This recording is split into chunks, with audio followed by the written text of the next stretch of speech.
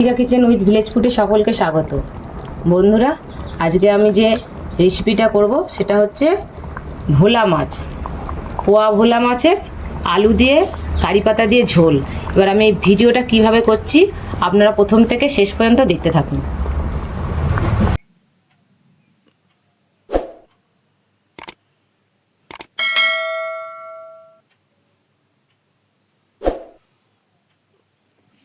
কত বড় বন্ধুরা পোয়া ভোলা নিয়ে এসছে, দেখুন পুরো এক হাত মাপ, এক হাত।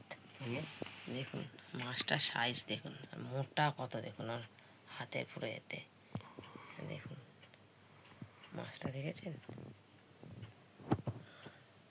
এটা পোয়া ভোলা বন্ধুরা।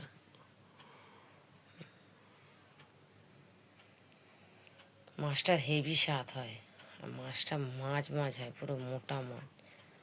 দেখুন মাছটা টাটকা, মাছটা চকচক করছে একদম। আর হলদে ভাবটা দেখুন এখনো, যে ধরে যে হলদে ভাবটা কেটে যায়, সেই হলদে ভাবটা দেখুন কাটেনি, সোনার মতন চকচক করছে দেখুন, হলুদ একদম মাছটা। বন্ধুরা, মাছটা কেটে নিয়েছি।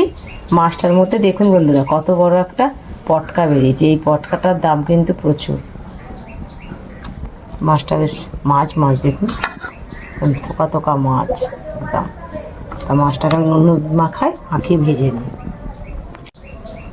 হলুদ দিয়ে দিলাম বন্ধুরা, নুন দিলাম, ভালো করে মাছটাকে মাখিয়ে নিই। কড়াতে তেল দিলাম,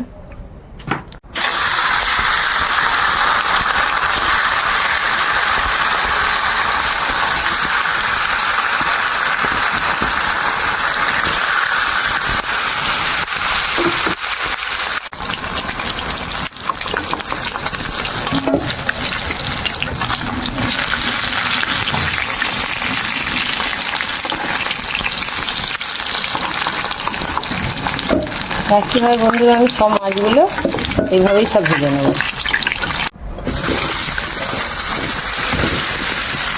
মাছগুলো তেলের মধ্যে আমি আলুগুলোকে একটু ভেজে নেব।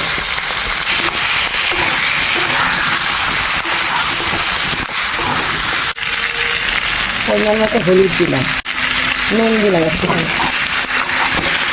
আলুটা একটুখানি ভেজে নিই।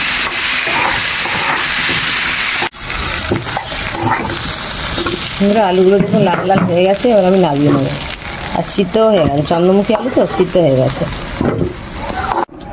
বন্ধুরা অল্প একটু চিনি আমি ফোড়ন দিলাম। বন্ধুরা দেখুন আমি এখানে নিয়েছি কারি পাতা, এই দেখুন কারি পাতা, এটা আমি তেলের মধ্যে ফোড়ন দেবো।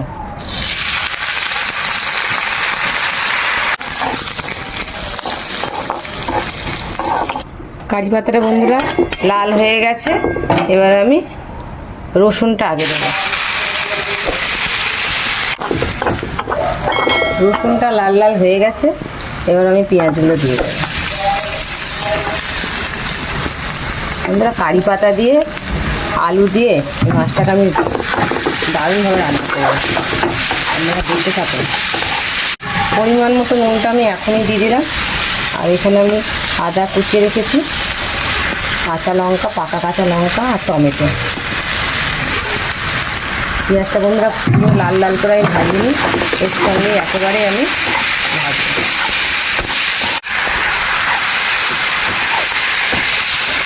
পেঁয়াজ রসুন টমেটো ভালো করে ভাজা হয়ে গেছে।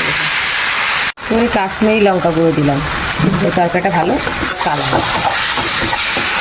একটু জিরে গুঁড়ো দিলাম, হলুদ গুঁড়ো দিচ্ছি, একটুখানি জল দিয়ে তাহলে ভালো মশলাটা কষানো যাবে।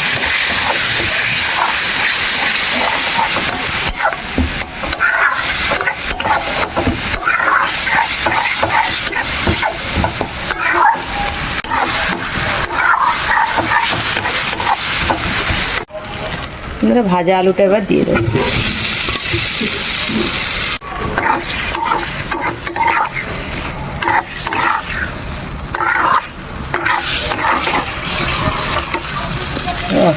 কালারটা দেখুন, আর যা সুন্দর কারি পাতার ফোন লেগেছে।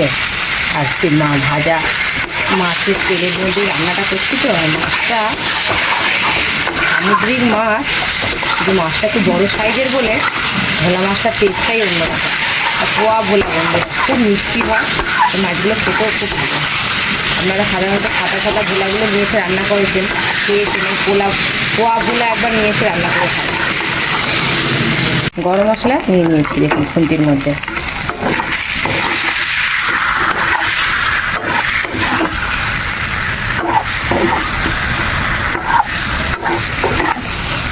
এবার জল দিয়ে দেবো।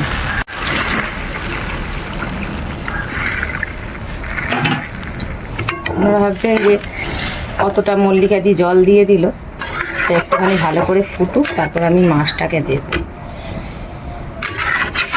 এটা ঝোল করলে এটা ভালো লাগে।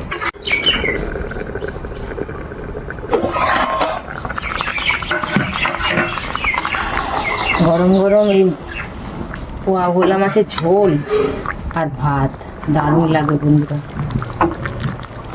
দেখুন ঝোলটা ফুটে গেছে, এবার আমি মাছগুলো দিয়ে দেবো। মাছগুলো ভেজে নিয়েছিলাম, মাছগুলো এবার আস্তে আস্তে আমি দিয়ে দেবো।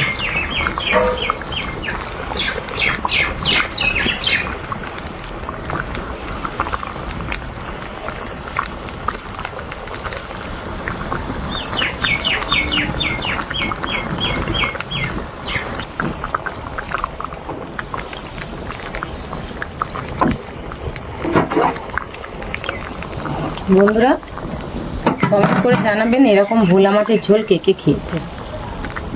বন্ধুরা আপনারা কমেন্ট করছেন না, আপনারা কমেন্ট করুন আমার রান্না ভিডিও দেখে, তবে তো জানবো যে আপনারা দেখছেন আমার ভিডিও কেমন লাগছে, আপনারা জানাবেন আমাকে।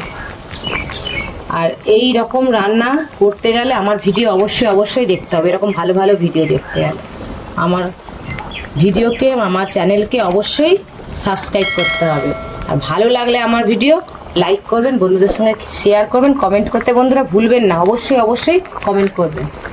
আর ভালো লাগলে অবশ্যই লাইক করবেন।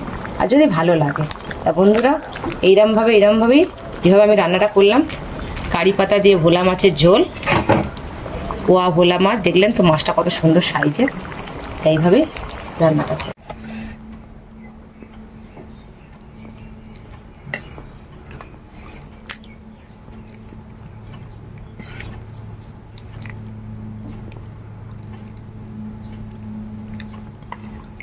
কি সুন্দর সেন্ট উঠেছে গো কারি পাতা।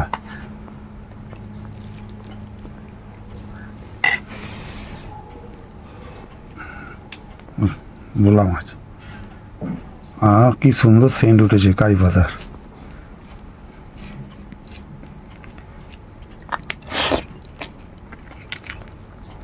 কত সুন্দর লাগছে ঝোলটা খেতে, কারি পাতার গন্ধ ছাড়ছে, ভালো হয়েছে। মাছ ভোলা মাছ